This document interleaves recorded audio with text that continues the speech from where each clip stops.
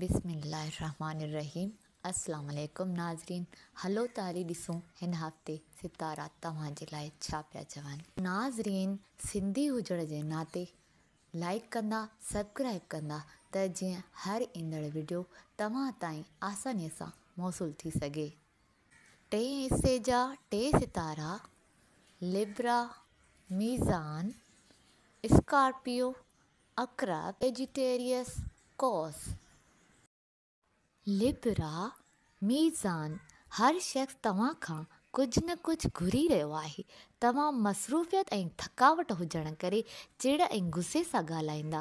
पंहिंजे जज़्बात ते कंट्रोल रखो। पाण खे सुकून ॾियण जे लाइ वक़्तु कढो, आराम करियो ऐं सिर्फ़ु उन्हनि माण्हुनि जी मदद करियो जेके हक़दार आहिनि। ॿियनि खे छॾे ॾियो, हर कंहिंजी मदद न करियो। कुझु माण्हू तव्हांखे धोखो ॾेई रहिया आहिनि। एतिरे क़दुरु जो बिज़नेस ऐं जॉब में कुझु माण्हू धोखो ॾींदे ॾिसी रहिया आहिनि। पोयां 2 सालनि तरफ़ सोचियो ऐं ॾिसो त कहिड़ा अज़ीज़ रिश्तेदार पहिरियां धोखो ॾेई चुका आहिनि। उन्हनि खां ॿीहर बचण जी कोशिशि करियो ऐं तव्हांजे पुराणनि रिश्तेदारनि में कुझु उबतड़ थी विया आहिनि। जेके तव्हां सां मिलियल हुआ उहे गैर थी विया आहिनि ऐं कुझु गैर पंहिंजा थी चुका आहिनि।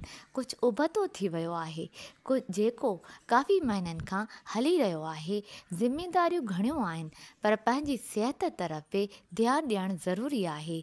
गैर शादीशुदा लाइ रुमानी मौक़िया हली रहिया आहिनि ऐं शादीशुदा जे मामलनि में झगड़ा ॾिसी रहिया आहिनि। स्कॉर्पियो, अक़रब, अल्लाह ताला सुठा ॾींहं ॾिना आहिनि जंहिंसां ख़ानदान ऐं दोस्तनि खे ॿुधंदा, उन्हनि जा मसइला हल कंदा ऐं मदद कंदा। हूअं त तव्हां पाण बि मसइलनि जो शिकार आहियो पर उन हूंदे सभिनि जी मदद कंदा। तव्हां में उहा सलाहियत मौजूदु आहे। फ़र्ज़ अदा कंदे ॾिसी रहिया आहियो ऐं अदवा जी ज़िंदगी ऐं घर जे मामलनि में गड़बड़ हलंदी आई आहे पर हिन हफ़्ते उन्हनि सां शेयर ऐं मुशावरत कंदे ॾिसी रहिया आहियो। सेजिटेरियस, कौस, पेशे में जॉब या कारोबार तरफ़ एतिरा घणा मसरूफ़ ॾिसी रहिया आहियो जो घर जी ज़िमेवारियुनि ऐं रोज़मर्रा जे मामलनि खे नज़रअंदाज़ कंदे ऐं विसारींदे ॾिसी रहिया आहियो। ॿिन्ही तरफ़ हिकु जहिड़ा ई रखो। ॿियो त बिज़नेस ऐं जॉब में कामयाबी मिली रही आहे। उन कामयाबीअ खे क़ाइमु रखण जे लाइ पंहिंजी महिनत ऐं कोशिशि जारी रखंदा। ॿियो त ॿाहिरि जे मुल्क वञण जो सुठो मौक़ो मिली रहियो आहे। ॿाहिरि जो सफ़रु मुमकिन आहे। माली हवाले सां पैसो लॻाइण, कर्ज़ ॾियण ऐं वठण लाइ टाइम बहितरु नाहे।